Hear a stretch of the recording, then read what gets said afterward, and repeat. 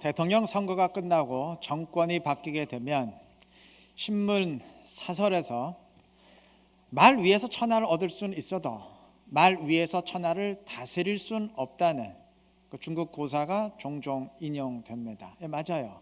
천하를 얻기 위해서 필요한 능력과 그렇게 얻은 천하를 잘 다스리기 위한 능력은 전혀 다릅니다.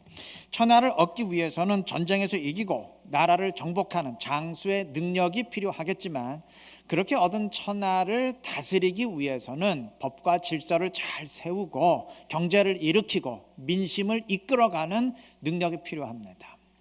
오늘날로 말하자면 대통령이 되기 위해서 필요한 능력과 대통령이 된 다음에 정치를 잘하기 위해 필요한 능력은 다르다는 말이죠.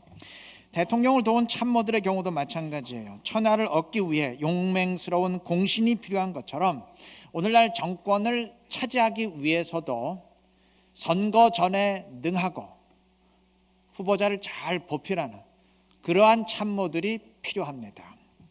그런데 이렇게 선거 전에서 큰 공을 세운 사람들은 그 대가로 은근히 자리와 직위를 원할 수 있어요.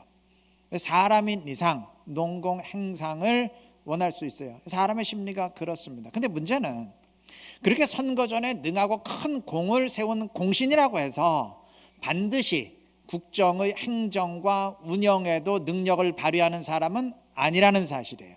이 둘은 전혀 별개의 능력이기 때문입니다. 그럼에도 그런 것을 다 무시하고 공이 크다는 이유에서 능력은 안 되는 사람에게 자리를 주기 시작하면 어떻게 될까요? 이건 국정은 여지없이 꼬이기 시작하고 부작용이 속출하게 됩니다.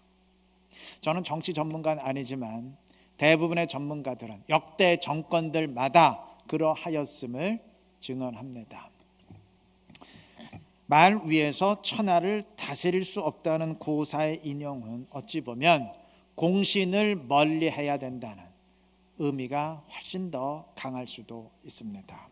정권을 얻기 위해 전력 투구할 때의 마음은 물론 사명감이죠. 그러나 그렇게 정권 얻었다고 나도 한 자리 차지해야 되는 것 아니냐 한다면 그건 사명감이 아니고 야망입니다. 그러다 급기야 그렇게 한 자리 얻었다고 그것을 자신의 권력의 칼로 여기고 휘두르려 한다면 그건 이미 욕망의 수준까지 떨어진 것입니다. 타락한 것입니다. 저는 교회도 마찬가지라 생각합니다. 이번 주에 우리가 32분의 직분자를 세우게 되는데, 직분자가 되기 위해서 필요한 조건과 직분자가 된 이후 직분자로서 사명을 잘 감당하기 위해 필요한 조건은 굉장히 다를 수 있습니다.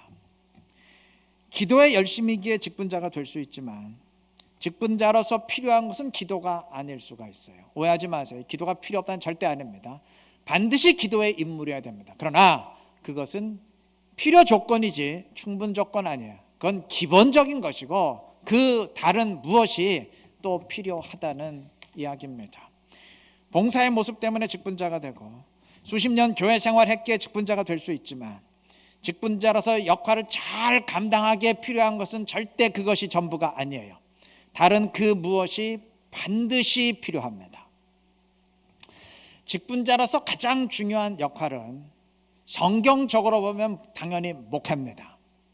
그러나 오늘날 현실적으로 직분자가 목회의 영역에 들어가는 일은 거의 없는 것 같고 현실이 그렇다는 얘기예요.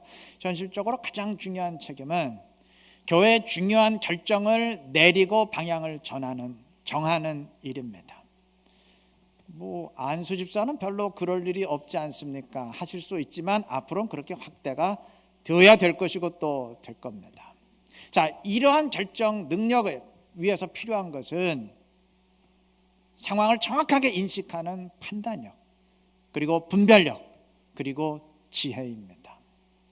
때문에 직분을 받는 사람들은 이러한 능력을 갖추도록 노력해야 될 것이고 기도해야 될 것입니다. 만약 그게 아니라면 그때부터 문제가 발생하기 시작해요. 세상의 공직은 교체시켜버리면 끝나요. 그런데 교회의 직분은 이건 끝까지 가게 돼 있습니다. 그러니 직분과 역량이 서로 맞지 않으면 굉장히 어려운 문제가 발생하게 됩니다. 직분을 받을 땐 다 소명의식으로 받아요. 그러나 직분을 받은 뒤 내가 직분자니까 인정받아야 된다라고 생각하기 시작하면 그건 소명이 아니고 야망입니다. 그러다가 급기야 직분을 무슨 권력이나 서열로 여기고 휘두르거나 행세하려 한다면 그건 욕망의 수준까지 타락한 것입니다. 직분을 받게 되었을 땐 뭔가 이유가 있을 겁니다. 그래도 투표에서 남보다 많은 표를 얻었을 때 여하튼 이유가 있는 것입니다. 그게 뭐 기도의 모습이건 또는 수십 년 동안 교회 생활 해온 관록 때문이건 아니면 사회적 지위가 남보다 높기 때문이건 상관없이 여하튼 그것은 강점이에요. 그러나 직분이 자기 행세의 도구가 되기 시작하면, 다시 말해서 소명은 다 사라지고 욕망의 수준으로 떨어지게 되면 그것은 치명적인 독이 됩니다. 직분을 받을 만한 이유가 없었더라면 차라리 나았을 텐데, 그냥 혼자 신앙생활하다 끝났을 텐데, 그 강점 때문에 직분을 받고 행세를 하게 되었으니 그게 나를 무너뜨리는 독이죠. 나를 빛나게 만드는 그 무엇이 자칫하면 나를 무너뜨리는 몰락의 원인이 될 수 있음을 명심해야 될 것입니다. 우리 모두 마찬가지입니다. 이건 직분자에게만 해당되는 얘기가 아니고 우리 모두에게 마찬가지입니다. 과연 내가 소명에 이끌리는 신앙생활을 하고 있는지, 아니면 소명을 가장한 욕망의 신앙생활을 하고 있는 것은 아닌지 점검해 보아야 될 것입니다. 지난주에 금송아지를 숭배했던 출애굽 백성들의 모습을 보았습니다. 이들은 빨리 가나안으로 가자, 하나님이 그 땅을 약속하셨으니 그 약속의 말씀대로 하자는 사람들이었어요. 겉으로 보면 말씀대로 하자는 신실한 백성들 같았지만 이들은 절대 소명에 이끌리는 사람들은 아니었습니다. 이들이 붙은 것은 하나님도 아니고 그의 말씀도 아니었어요. 하나님의 말씀엔 하등 관심이 없었지만 어쨌든 그 약속의 말씀대로 되면 젖과 꿀이 흐르는 가나안 땅의 풍요로움을 차지하게 될 것이니 그 좋은 것 아니냐, 그런 이유에서 가나안으로 가자 말씀을 주장하고 있었던 겁니다. 자, 그러다 보니까 그 땅의 풍요로움만 얻게 된다면 그 뭐 하나님이면 어떻고 금송아지면 어떠냐 하는 마음에서 빨리 우리를 가나안으로 인도할 신을 만들어내라 하면서 금송아지 만들게 된 거 아니겠습니까? 겉모습만 보면 말씀대로 하자는 사람들이었지만 그들 안에 하나님은 없었습니다. 오늘 본문은 바울이 고린도에서 사역할 때 일을 증언하고 있는데 5절 중반 부분은 이렇게 말합니다. 바울이 하나님의 말씀에 붙잡혀 유대인들에게 예수는 그리스도라 밝히 증언하네. 바울은 하나님의 말씀에 붙잡혀 사역했습니다. 이러한 사람이 소명에 이끌리는 사람입니다. 여러분, 말씀을 주장하고 말씀대로 해야 된다고 선포한다는 점에선 바울이건 금송아지 숭배한 백성들이건 같아요. 그런데 말씀에 붙잡혀서 말씀을 주장하느냐, 아니면 말씀에 붙잡힌 게 아니고 자기 욕망에 붙잡혀서 말씀대로 하자고 주장하느냐에 따라서 이야기는 정반대로 달라질 수 있어요. 겉모습은 똑같은데, 말씀대로 하자는 점에선 겉모습은 똑같은데 내용은 완전히 달라질 수도 있습니다. 빌립보서 3장 12절에서 바울은 이렇게 말합니다. 내가 그리스도 예수께 잡힌 바 된 그것을 잡으려고 달려가노라. 예수께 잡힌 바 되어서 나도 그것을 잡으려 달려간다 그랬습니다. 바울은 부지런히 달려갔어요. 열정적으로 주의 일을 했습니다. 우리도 열정적일 수 있고 열심을 해서 주님의 일을 할 수 있어요. 그런데 바울처럼 주님께 잡힌 바 되어서 주의 일을 할 수도 있고 내 욕망에 잡힌 바 되어서 주의 일을 할 수도 있습니다. 주님이 붙잡은 것을 나도 붙잡기 위해 달려갈 수도 있고, 주님은 전혀 그것을 붙잡지 않으셨는데, 주님은 전혀 관심이 없으신데 그걸 내가 붙잡겠다고 열심히 달려갈 수도 있습니다. 이게 소명과 욕망의 차이입니다. 여러분, 소명과 소명을 가장한 욕망은 의외로 비슷합니다. 굉장히 비슷해요. 본인도 모를 수 있어요. 얼마든지 스스로 속을 수 있다는 말이죠. 누가복음 2장 41절 이하에 따르면 예수님이 12살 되었을 때 절기의 관례를 따라서 부모님과 함께 예루살렘 성전으로 올라갔습니다.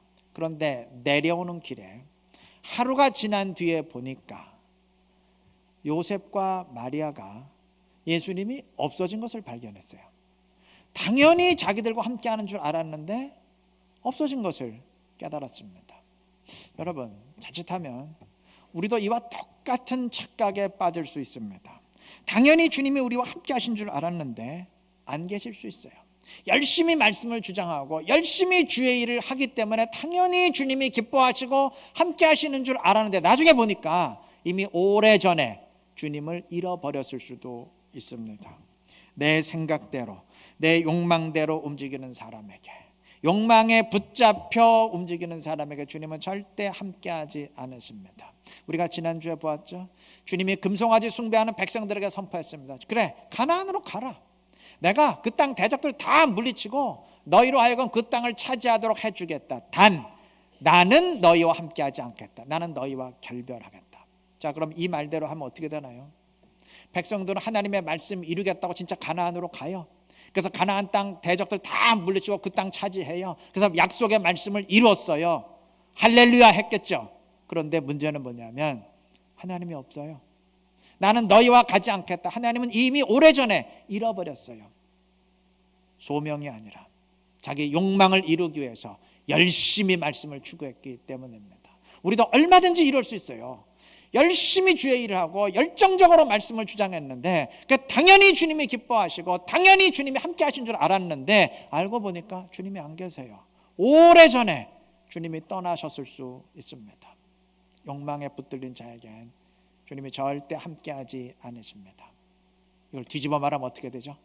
욕망이 아니라 말씀에 붙들린 자에게, 오늘 본문 말씀처럼 바울처럼 말씀에 붙들린 자에게, 소명에 이끌리는 자에게, 성령에 이끌리고 은혜에 이끌린 자들에게 주님은 함께해 주시는 줄로 믿습니다. 이 사실 기억하시기 바라요. 이제 나를 비우고 내 욕망 비우고 주님으로 나를 채우시기 바랍니다. 내 욕망에 붙들리는 것이 아니라 주님의 손에 붙들려서 말씀에 붙잡힌 바 되어서 주님의 길을 걸어가고 둯다를 향해 달려갈 수 있는 지혜롭고 신실한 우리 모두가 되시기를 바랍니다.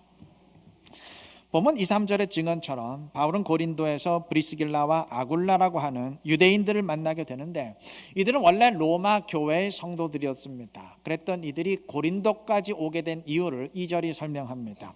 글라우디오가 모든 유대인을 명하여 로마에서 떠나라 한 거로, 이 구절이 말하는 글라우디오는 로마의 4대 황제인 황제 글라우디오를 말합니다. 자, 근데 이 황제 때 유대인들로 인해서 사회적 문제가 계속 발생했기 때문에 참다 못한 황제가 로마에서 모든 유대인들 하여간 다 추방시켜버리라, 이게 추방령을 내리게 돼요.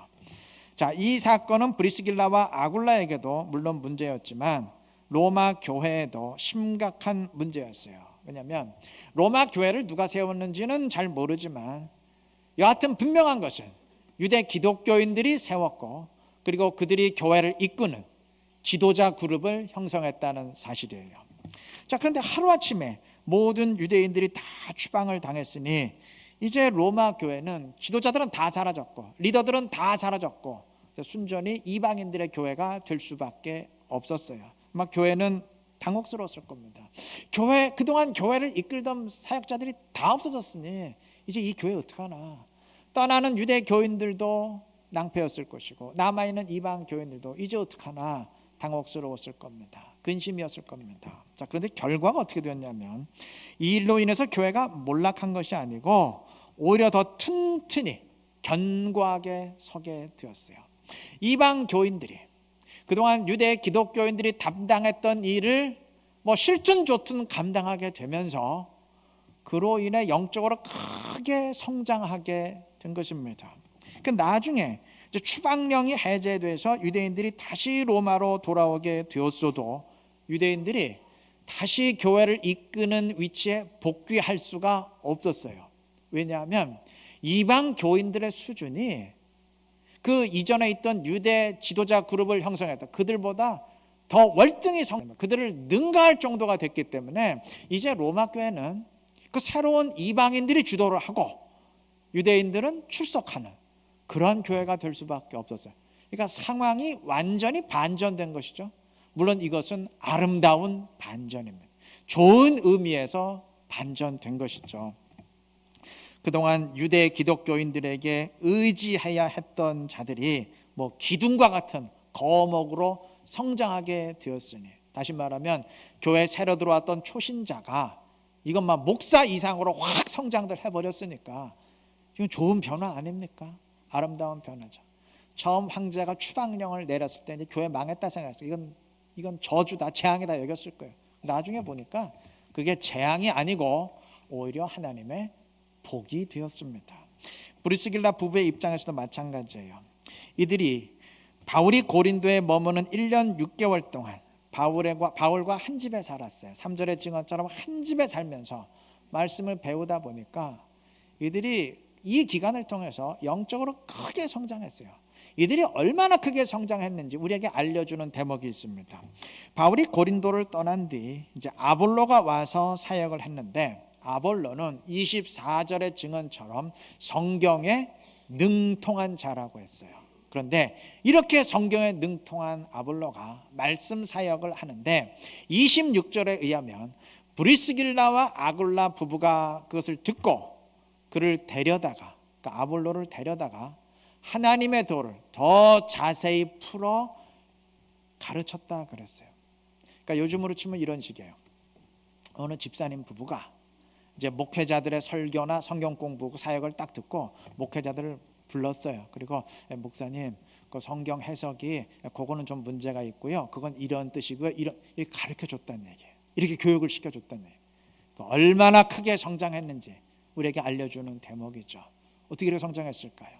다 바울과 한 집에 살면서 1년 6개월 동안 훈련받고 배웠기 때문이 아니겠어요? 자, 그러니까 영적인 면에서 본다면 이들 부부 역시 처음 로마에서 추방될 때 이 교회를 떠나게 되었으니까 이제 어떡하나 했겠죠. 근데 알고 보니까 그게 자기들을 놀랍게 성장시키는 하나님의 큰 은혜요 복이었습니다. 바울의 입장에서도 마찬가지예요. 바울이 훗날 로마서를 쓸 때 마지막 16장에서 많은 로마 교회 성도들을 언급하면서 가장 먼저 언급하는 사람들이 이들 브리스길라 아굴라 부부예요. 이들 부부는 훗날 그 추방령이 해제됐을 때 다시 로마 교회로 돌아갔고, 그래서 바울이 로마서를 쓰면서 이들을 언급하게 된 것입니다. 여러분, 바울은 로마서를 쓸 때까지 한 번도 로마 교회 가본 적이 없어요. 그런데도 그는 로마 교회에 25명이 넘는 성도들을 16장에서 언급합니다. 어떻게 한 번도 거기 가본 적도 없는데 이렇게 많은 사람을 알게 되었을까요? 그 로마의 추방령 때문이죠.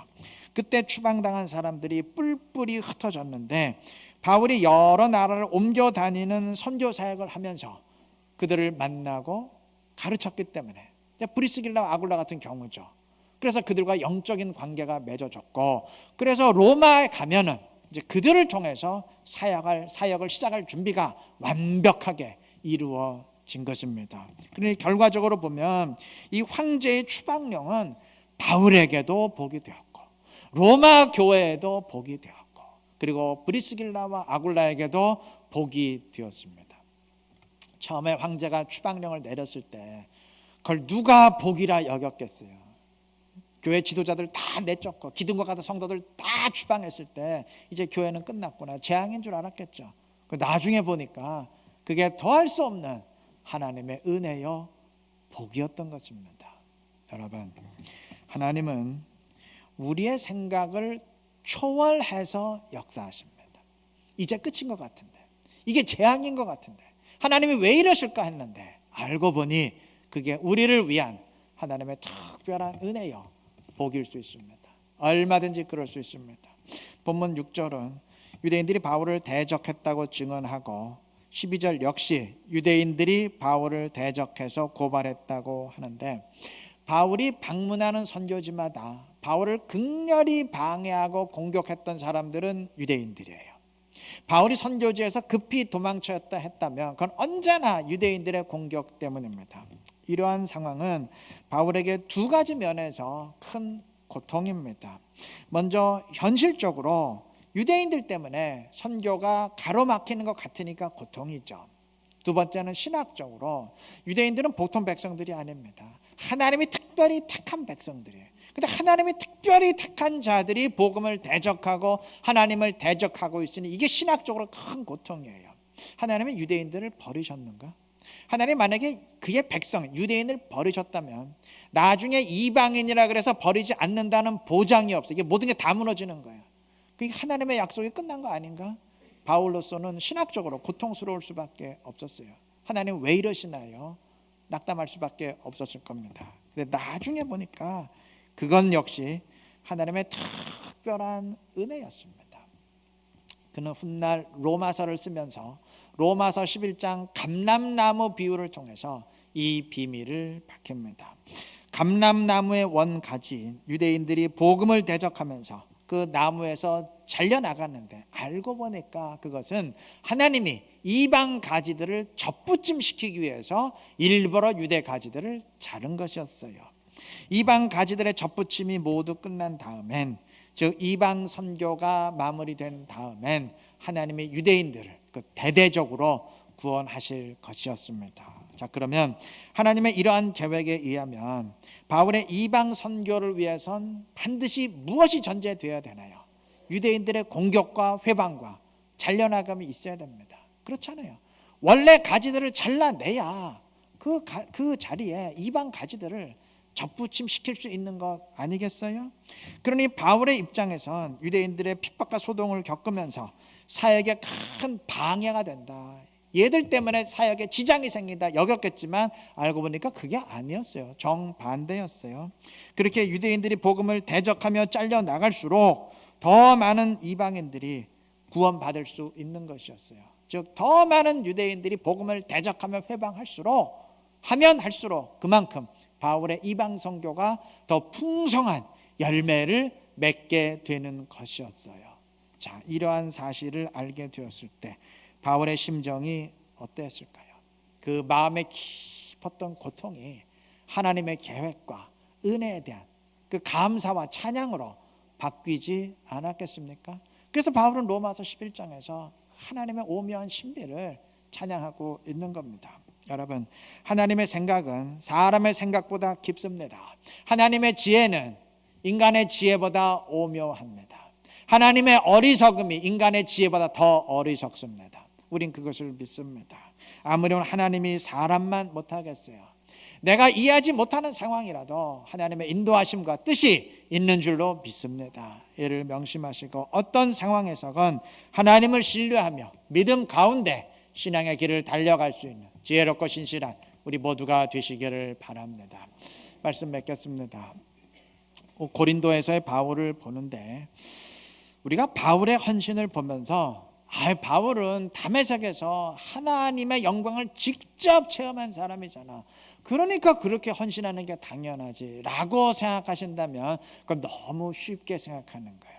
절대 그렇지 않습니다. 천만의 말씀. 여러분, 하나님의 영광을 직접 체험했다고 다 헌신적인 백성들이 되는 줄 아세요? 절대 그렇지 않아요. 지난주 설교가 금송아지 숭배한 출애굽 백성들에 관한 것이었고, 오후 예배 때는 김용본 목사님이 변화산 사건에 대해서 설교하셨죠. 근데 이 두 사건에 몇 가지 공통점이 있어요. 첫 번째 공통점은 모두 하나님의 영광이 직접적으로 사람들에게 보여졌다는 점에 사람들이 하나님의 영광을 직접 체험했어요.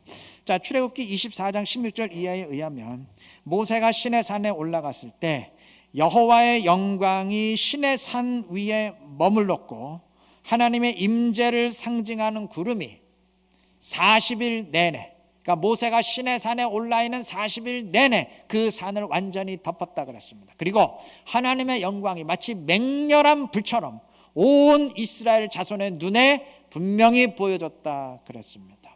여러분, 근데 바로 이 상황 가운데 이들은 금송아지 만들고 숭배했어요. 이들은 모세가 시내산 위에 올랐을 때 금송아지 만들었어요.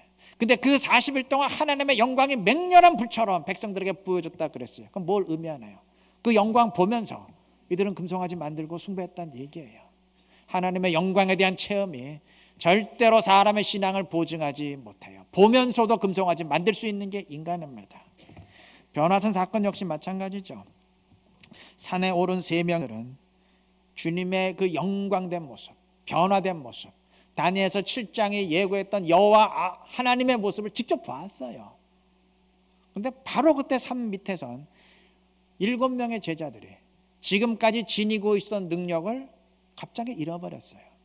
그들뿐만 아니에요. 산 위에 올라서 영광을 직접 체험했던 3명의 제자들 역시 변화산 사건 직후부터 능력을 상실한 자들이 됐습니다. 참 아이러니하게도 약속이나 한 듯이 모두 주님의 영광을 직접 체험한 직후부터 능력을 상실한 실패자들이 됩니다.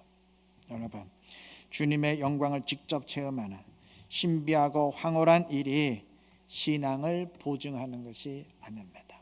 사도 바울이 사도 바울 된 것은 그가 다메섹에서 주님의 영광을 체험했기 때문이 아니에요. 영광 체험하고도 얼마든지 금송아지 만들 수 있고 영광 체험하고도 얼마든지 실패자들 될 수 있어요. 그럼 바울이 된 것은 무엇 때문일까요? 오늘 본문의 증언처럼 그가 말씀에 붙잡혀 사역했기 때문입니다. 그가 주님께 잡힌 바 되어서 주의 길을 걸었기 때문입니다. 다시 말하면 소명에 이끌렸기 때문입니다. 뒤집어 말하면 욕망에 붙들리는 자들은 그 무엇이 있다 할지라도 절대 주님의 길을 제대로 걸을 수가 없어요. 지금 언급했던 두 사건에서요, 또 다른 공통점이 있어요. 이들 모두 소명이 아닌 욕망에 붙들렸다는 사실입니다. 출애굽 백성들이 소명이 아닌 욕망에 붙잡혔던 것은 오늘 제가 이미 언급을 했고 변화산의 제자들 역시 마찬가지예요. 이들은 복음서를 읽어보면 어떤 상황이었냐면 우리 중에 누가 크냐, 우리 중에 누가 서열 1위고 2위냐, 누가 더 높은 자리 차지할 거냐, 이걸 가지고 서로 다투던 자들이었어요. 이들이 마음속에 품었던 것은 주님의 뜻이 아니었어요. 누가 더 높아지고 누가 더 행세하느냐, 이러한 욕망뿐이었습니다. 여러분, 욕망에 붙잡힌 자에겐 백약이 무효예요. 하나님의 영광이 불같이 임해도 그들의 눈에 분명히 보여줘도 금송아지 만들 뿐이고 하나님의 영광 중에 직접 음성을 들려주셔도 누가 크냐 이거 가지고 서로 싸울 뿐입니다. 바꿔 말하면 소명에 붙들린 자에게 하나님은 역사하십니다. 말씀에 붙들린 자에게 주님의 영광은 진정 주님의 영광이 됩니다. 이 사실을 기억하시고 나를 비우시고 주님의 손에 붙잡히시기를 바랍니다. 주님을 내 안에 주인으로 모시고 그의 손에 이끌리시기를 바랍니다. 그때 우리가 주님을 기쁘게 하고 주님의 영광 충만히 드러낼 수 있는 지혜로운 자들이 될 줄로 믿습니다. 우리 모두가 되시길 그리스도의 이름으로 축원합니다.